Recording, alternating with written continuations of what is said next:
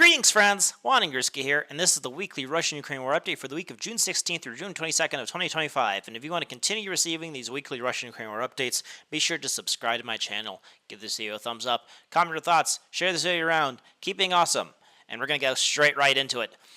This week, we have some big news, some very intense news. And the news this week, we're going to start in the South Donetsk direction, is that Zaporizhzhia has fallen. And yes, I mean that the city of Zaporizhzhia in the Zaporizhzhia Oblast has fallen. Just kidding. We're talking about the Zaporizhzhia in the South Donetsk direction. This Zaporizhzhia. Yes, as we talked about last week, after the fall of Kamar, the Russians are now moving forward at this rate, trying to get everything behind these rivers, the Volchka and the Molkaya River. And last week, after the fall of Kamar, we talked about how the Russians are now, moving to capture everything behind here. And this week we have GOK confirmation of the Russians raising their flags in the village of Zaporizhzhia. Sadly for the Russians, not the big one, but the small little village one, the little knockoff one. But it looks kind of quaint, looks kind of cute. So Zaporizhzhia has fallen, and I have no doubt. And right now, according to a lot of if we look at the map updates, is that the Russians have captured something like this, just kind of moving along this river here that protects their northern flank a little bit. We also have some not GLK confirmation, but some map updates and some updates from the people on the ground saying that the Russians have now entered the village of Yalta. I have no doubts that maybe within a day or so that Yalta will fall and Zerka will fall as well. I don't see the Ukrainians trying to hold on to here. The Ukrainians are going to try to retreat behind this river. Try to put up positions in maybe however the fuck you pronounce that, in Tolstoya here, and, maybe try to prevent the Russians from making a bridgehead here, and the river will help them in their defense. But, I do think that Yalta and Zerka are pretty much done for, and the Russians are going to clear this up and take everything behind this river. The next big question for the Russians in the South Donetsk direction is, how are they going to develop a bridgehead on the other side of this river, at least in the north here. However, it does seem like they're already doing that near Kamar. So we talked about how the Kamar fell last time, and this week we actually this happened today actually, on Sunday, is that we have GLK confirmation that the Russians have crossed the Molkaya River and have raised their flags in this kind of like residential neighborhood here. And this is significant because this is on the other side of the river. The Russians could accumulate forces here and, maybe try to start, maybe moving towards the village of Myrnia. But I do think the Ukrainians probably have Myrnia and the village of Pitadubi here, these are pretty decent-sized villages under pretty much solid control here. And the Russians aren't in a position to outflank it and force them to retreat because, they still have their flanks secure. So the Ukrainians probably fell back, to here and are going to use these two villages to prevent the Russians from attacking directly. So what the Russians have to do is that they'll have to probably create some sort of bridgehead in the north here where there's not as much big villages where the Ukrainians could hold down and fight. Maybe they could take the villages of Gorishkia, Tolstoya, maybe just kind of, put themselves in these positions here. And it also helps that there's the Volchka River keeps going north here, so the Ukrainians will have to cross the river here, which will be very hard for them. So the Russians could cross the river, which is a lot more shallow here, the Molkaya River, and then create a bridgehead here and start trying to cut off these two major towns from the north here. So that's what I think is going to happen there.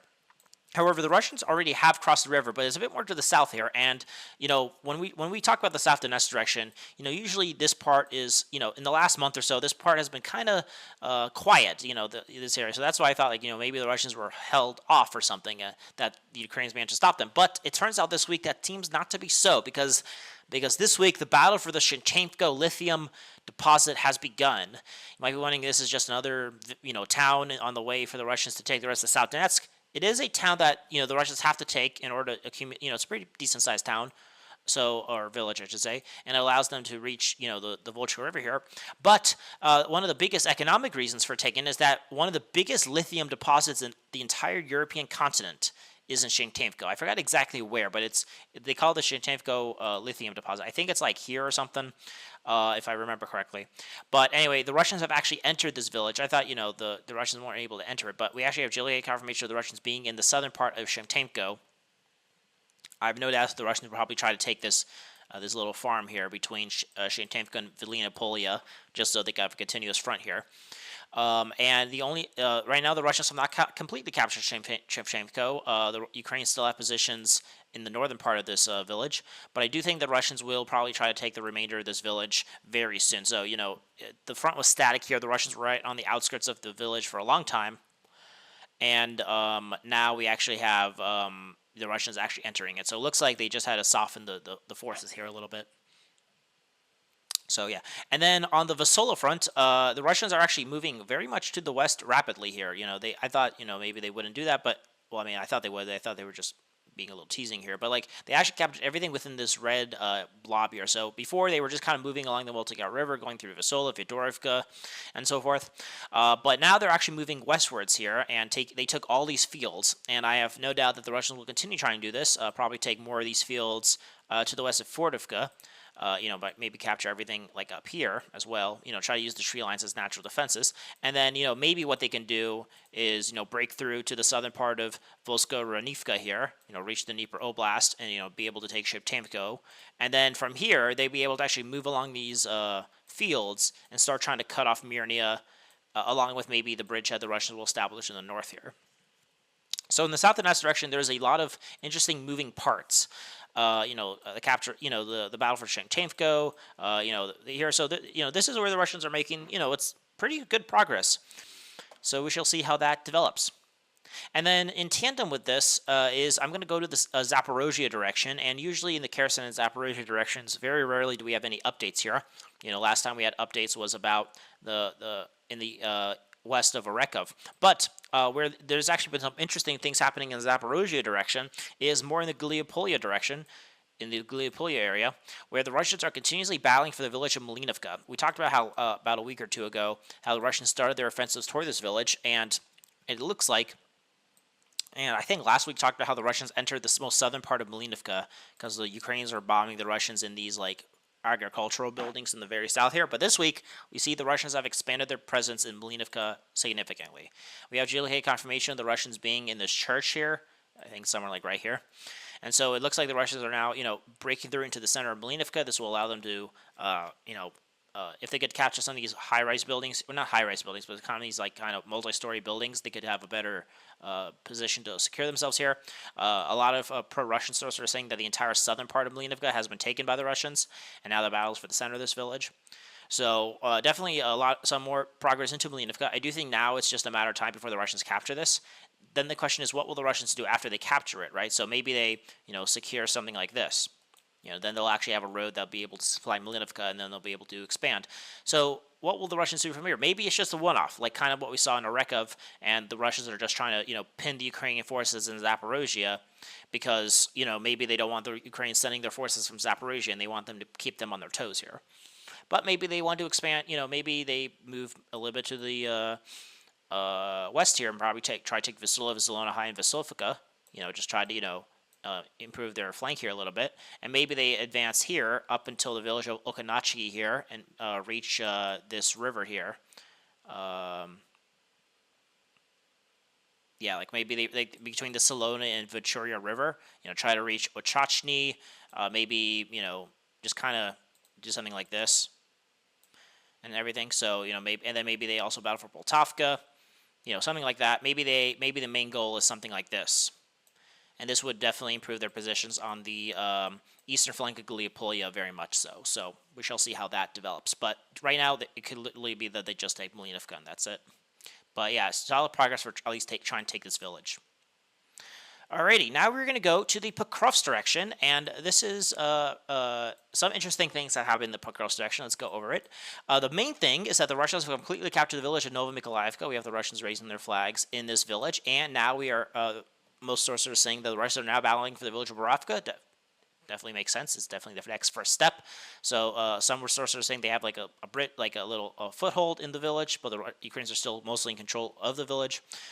Taking Novomykolaiivka is definitely a good first step. The thing is, the Ukrainians have like completely, as the Russians continue moving towards Novopoltavka, the Ukrainians have a bunch of, positions in the north here where they could attack their flank here. So if the Russians want to continue moving this way, they have a river that defends them, but they'll have to like secure their flank.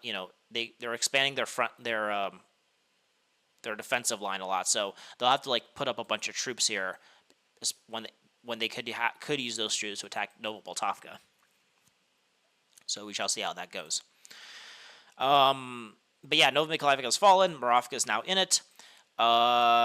It looks like the Russians are right now trying to squeeze out the Ukrainians between Gorivka and Alexivka. We talked about how the Russians captured this village, I think, a week or two ago, and they took Gorivka last week. So now they're trying to take the rest of these fields here. So I don't know how much. I forgot how much. I think they took like these fields here this time. I think they took these fields here. So they're just slowly but surely pushing the Ukrainians back towards some positions they have in Dashna. They have a bunch of trenches here just to prevent the Russians from entering the Dnipro Oblast. It looks like the Russians are slowly but trying to liquidate this pocket. The Russians are still battling for Udachna. They have not made any more progress from last week, but I think they have a small foothold in the eastern part, but that's it. But where the most interesting things are happening in the Pokrovsk direction is the more this area. As I mentioned, that this kind of highway here, I split between the Kostiantynivka and Pokrovsk directions here, because everything to the east, west of this red line, I consider as trying to attack Pokrovsk. So this week, the Russians made some small progress here. They're still battling for the village of Myrnia. They made some small progress in the village. I have no clue why they're not able to fully take it. But what's interesting is that while this map is not updated, and I don't blame them, we don't have 100% confirmation of this yet. There's been some small rumors going around here. The biggest rumors is that the Russians have made some sort of massive breakthrough in these fields between the Russian positions in like Shevchenko, Pershikopania, towards the villages of Razny, Novotoretska, and even Novokodonimichnia. Sounds like some like Japanese sushi or whatever. But in any case, according to pro-Russian sources, the Russians have reached right on the outskirts, have taken everything here and have taken all these fields and reached the outskirts of Razny, Novotoretska, and so forth. This would be a very big game for the Russians. We don't have any geolocated confirmation of that, but I do think that is something that could definitely happen. Again, the main goal for the Russians here is to break through towards to cut off one of the most major supply route for the Pokrovsk agglomeration, which is this highway right here. Now, if the Russians do this route, instead of battling for Minograd, for example, the Russians will have to battle for the village of Rodenitsky here. As you can see, this has a mining shaft, a terracon, and has a bunch of high-rise buildings. So this is a very decent-sized town here. This is not just some small little village. So this, so if the Russians want to, and if they want to go a bit more north, there's another, another solid defense called Belitsky here. So there's actually a bunch of these big towns that actually prevent, if the Russians, even break through this next line of defense, which the Ukrainians reinforced. Let's say they take Shakovka, Volodymyrivka, Novotoretska, and they take, everything here, right? This would definitely give them, at least put them within drone position to drone closer to Doropilia. But if they actually want to physically cut this road, there's like these two villages of Roditsky and Belitsky, which will actually be very tough nuts to crack, I should say. But we shall see how that develops. And we also need some more geolocated confirmation if the Russians are actually close to Razny and Novotoretsk, which they have to capture. But we shall see. But that is the rumors going around here. Alrighty, now we're going to go to the Kostiantynivka direction, and there's been some small changes here. The Ukrainians are reinforcing this direction heavily because the Russians made a lot of progress here, but that has slowed down operations up. But the Russians are still making some very solid progress here. One of the biggest is that we got another geolocated confirmation that the Russians are in Alexandra Kilinovo here and have entered this village. I don't know what's the difference between Labunovka and Alexandra Kilinovo. Maybe it's split by this kind of river here. So if Alexandra Kilinovo is just everything behind this river, then the Russians have completely captured the village of Alexandra Kilinovo. But if it includes this kind of giant this kind of main fortified area here, then they have not captured it. But this could be part of Labunovka, but I don't know yet. In any case, they're kind of both interconnected, and they both have to be taken for the Russians regardless. But in terms of this residential area that's on the other side of this Kalinivka River, the Russians have captured it. So everything behind this river has been captured. And now the Ukrainians are falling back to their more solid residential area here. And also, this map has shown that the Russians have captured a bunch of these fields and have cut off one of the major arteries that are supplying the Katerinivka and Kupyansk area. So this is true. They basically cut this Kostiantynivka direction in half. Not necessarily, at least the defenses between Kupyansk and Yablunivka. But again, it's not completely cut off. The Ukrainians, their main kind of logistics node is Kostiantynivka, and so from if you have say, a brigade command structure in Kostiantynivka trying to defend the Russians from entering the city, you could send forces still through this highway to, and you could supply forces down this highway. So it's not. It's just that moving forces between once you reach the contact line is now cut. But the Ukrainians could still send forces. Just if they want to reroute units, they could just go behind it. So it's not completely as cut off, but the solid front line in this area is cut. So that is the main objective, what the Russians did when they captured Alexandra Kelenovo. So very decent progress. And then also in Lyubimivka, they are continuously pushing westwards here. It's being very hard for the Russians because the Ukrainians have a bunch of trenches to the north here, and they're able to continue doing attacks on the Russians. This week, the Russians have captured some more parts of Lyubimivka, capturing this area right here. So just slowly but surely moving from the western part of Lyubimivka and just continuously moving across this one way street. And you might be wondering, well, why don't they just continue pushing up here? And they have a little bit. They captured some more fields here. In the north here, but the reasons for this is that there's a bunch of trench networks. I don't know if you could see it with the map here. I mean, maybe you can. I'm not sure. But if you look at trench, actually up to date satellite photos of this map here, there's a bunch of trench, a huge company stronghold here, one here, a big one right here, and so these were supposed to, prevent a Russian attack directly on them, and that is exactly what they're experiencing now. So, they built the trenches to actually help them a lot. And so the Russians will have to continue pushing here, do trench hopping. They already captured a few trenches that were up here. But again, that means the Ukrainians could just accumulate forces in Stepanivki and attack them directly here. So it's definitely something that could harm if the Russians don't secure their flank here. It's just that, if the Russians want to secure the flank of the Russians attacking Lyubimivka, they'll have to attack to the north here, but then if they want to attack the north here, they have to secure their flank here. It's a big mess. But definitely the Russians are still making slow progress trying to basically take Alexandra Kelenovo and Lyubimivka. So definitely how do you say it? It's a slow, steady progress. Not as big progress as before, but slow progress, but still progress nonetheless. More in the Turets direction as well. We see that the Russians are making some small progress as well, mostly in this area, in these fields here between Toretsk and Chasiv Yar. This week, they have captured a bunch of tree lines and fields that are between the village of Dolinivka and Krudunivka along the Seversky Donetsk Canal. So they've captured all these fields here. So these fields were captured. So a lot of big progress for the Russians. This is definitely pulling up their flank here. I don't have no doubts that the Russians are going to start battling for the village of Bilohora. And the main goal here is to take the village of Alexandra Shuchna here, which is a small village, but this is what the Russians have to take to have a forward operating base to start attacking Kostiantynivka from the south here. And also along this, with the Dolinivka train station, they have captured some more fields to the north of this village. So they have captured this area right here, to the north of Dolinivka. Very interesting progress. Definitely, I think the Russians will continue pushing along this rail line just to hold their flank here. And then, I think they're going to continue pushing, try to take Bilohora, Dolinivka, and then the Ukrainians will just have to rely on their positions on this side of the canal here, and these forests here. So the Ukrainians are going to probably try to hold on to this very strongly here. But yeah, they're mostly progress here. I do think the Russians are just waiting for trying to encircle Novospassky and Sherobrenka, Kryubin-Belka, and Katerinivka, and try to do some sort of main kind of thrust to try to cut them off, in multiple angles. So this entire pocket can get cleared up here. And then more in the Chasiv Yar area of the Kostiantynivka direction is that the Russians have completely captured the southern part of Stubichki. At least we have GLK confirmation of that, so the Russians are here. They captured this area. So yeah, this definitely shows that Stubichki is still under some firm Russian control.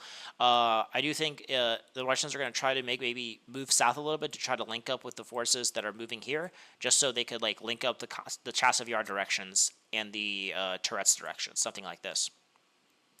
So if they could, then they could have a smooth front line that's on the other side of the canal here between Chasiv Yar and Toretsk here as they move towards Kostiantynivka. In Chasiv Yar itself, there's been no real big changes. Some pro-Russian mappers have said that the Russians have completely captured this micro-district here, this area right here. This does make sense. I do think that the Russians will have to take this area in order to secure it more. But, I don't think that... But we don't have any geolocation confirmation of that. But it is something to keep in mind as the Russians try to take the rest of Chasiv Yar, at least the residential areas. Alrighty, that is the Kostiantynivka direction. Now we're going to go to the Seversk and Lyman directions, which had some happenings, but not as much happenings as other places. The biggest thing in the Seversk direction is that the Russians are now battling for the village of Shyrbrenka. We have some breakthroughs here, and the Russians are actually have captured everything here. So everything behind this red line they have taken. So the Ukrainians are still in control of most of Shyrbrenka, but the Russians have taken about 20% of it. So, but definitely that's the biggest thing, is that the Russians have some positions in this village that the Russians will be able to hold. Now the thing with taking Shyrbrenka is that the Russians will have to continue pushing their flanks up. You know, they were able to take Gorivka because they took a bunch of the hills to the south here. In order to fully secure Shyrbrenka, they have to clear these fields to the south of Shyrbrenka. You know, something like this going on. If they could take, you know, the rest of these hills here and push the Ukrainians off the high ground, they could then take the rest of Shyrbrenka here. And then from here, the Russians will probably try to take these trenches that are to the north of Seversk and try to reach the Bakhmuvka River here, you know, and use the, you know, just kind of move to this area here, take something like this, and then, you know, cut off Seversk from the north here. So I definitely think that is one of the main goals of the Russian offensive in Seversk. But definitely, you know, but the battle for Shyrbrenka is one of the final steps to do that. But we shall see if the Russians could develop their offensive here. And then in the Lyman direction, again, like last week, there's not been that much changes. The only changes is that we have 100% confirmation the Ukrainians are still in control of Torskoye in the northern part here. So the Russians fell back to their positions in Yampolovka. So Torskoye is still safe with the Ukrainians. But in terms of Russian progress, the biggest change on the map here, according to mappers, is that Russians have kept advancing north on Ritgarup towards the village of Novomirnya and taken the fields to the south of it. We don't have any. No one has said that Novomirnya has been completely captured by the Russians yet. This map shows that the southern part has been captured, but if the southern part has been captured, then, you know, the rest of Novomirnya probably has already been captured. But we don't have any. No one has said that yet. But I do think that if the Russians have captured these fields here, they will take Novomirnya, and, you know, maybe try to take some more of these fields to the east here a little bit, but just to, you know, help the Russians take one of the last villages in the Luhansk Oblast, Girdivka here, but the Russians stopped on the outskirts of that village like 2 or 3 weeks ago. Alrighty, and that is the Seversk and Lyman directions. Now let us go to the Kupyansk direction, and there's actually not been that much changes here as well. Actually, maybe I should. Yeah, there's not been much changes here. The battle for Kinordorsky is still ongoing. I mean, maybe, you know, we have the Russians raising their flags in this area right here, this like residential area in the west of Kinordorsky. Before we had them raising their flags here, so that shows that this area has been 100% taken. We don't have any 100% confirmation of the southern part yet, but I do, you know, the Russian Ministry of Defense says that this entire area has been captured, and pro-Russian sources said they have taken it. But it is definitely something to keep in mind that how do you say it? That this area, how do you say it? Is that, like, I mean, it definitely is like something that's possible, but it could also be that the Ukrainians are still contesting it. But one of the biggest things is that the Russian Ministry of Defense said they have captured the village of Moskovka here. Have captured like something like this. This is something I think is total bullshit. I think the people in this Kupyansk direction are trying to say, oh, you know, we haven't captured anything in a while here. So they're like, oh my God, actually, we have taken something. You know, they're trying to, you know, Kupyansk is definitely a goal for the Russians to take, but it definitely shows that that the Russian commanders here are telling the MOD that, you know, fairy tales. They have not captured Moskova. We don't have any confirmation of that at all. So. Maybe they're, you know, I'm waiting for confirmation. I'm not saying it's impossible, but I definitely don't buy that Moscow has been taken, even though the Russians claim they did. But I do think Kirondarsky, you know, probably has been fully taken by the Russians, but that's possible because we have geological confirmation of that. But the Russians have to improve their flanks in the northern part of Kupyansk significantly if they want to actually, you know, be able to encircle Kupyansk from the north. If you look at like kind of the map change, you know, it's something like, you know, they have to take. You know, something like this, maybe.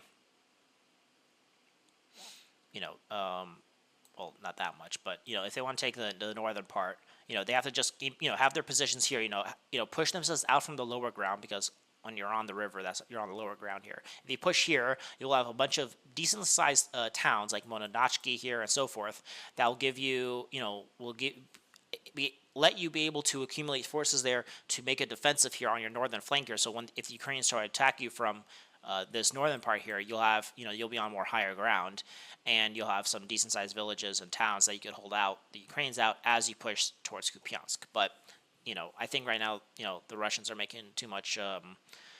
I think to capture Moscow is a fake news. Alrighty, there's been no changes in the Kharkov direction, and there's been some changes in the Sumy direction on the Ukrainian favor, actually. The biggest thing is the Ukrainians have made a big counteroffensive, well, not a counteroffensive, but like a big counterattack, and have recaptured the village of Andriivka. We had GLK confirmation of the Ukrainians entering Andriivka and being in this village here. So it looks like all these reconnaissance forces of the Russians trying to enter the second line of defense has been pulled back, and the Russians are now trying to they're nowhere close in capturing these villages. The Russians are putting up a bunch of massive bombardments of these villages and towns, but there's been no big changes there. In terms of the Russians aren't even close to entering them physically. So the Ukrainians have taken back Andriivka. The Russians are still in control of Alexeivka and Kindrovka here. And I do think they're going to try to squeeze the Ukrainians out of Andriivka again. I think the Ukrainians did a very good counterattack, but I don't think it's a very good, unless they're able to push the Russians out of these two towns here, which will be a very big gain for the Ukrainians. I don't think the Ukrainians will be able to hold on to Andriivka as long as they can. Maybe there was a raid, they captured some prisoners, but I do think the Ukrainians will have to shore up their defenses here and prevent the Russians from attacking further. Some pro-Russian, pro-Ukrainian sources are also saying that Vrashna is still under Ukrainian control. Definitely possible, but I don't know why they would be there. But definitely, I think it's definitely possible now. So definitely these fields between the first line of Ukrainian defense in this area, and then the southern. Let's do this with a blue. This area right here, the second line defense here, the difference between the first line defense and second line defense is more in the Ukrainian favor than the Russian favor. It looks like the Ukrainians are still trying to hold on, putting at least counterattacks into the first line defense to prevent the Russians from fully taking it. So yeah. And then also the Russians are still battling for the center of Dontesk, but there's been no changes in the battle for that or any GLK confirmation of that just yet. So we still need to wait and see if the Russians are actually in the center of Dontesk here. And yeah, that is it for the Russian-Ukrainian war.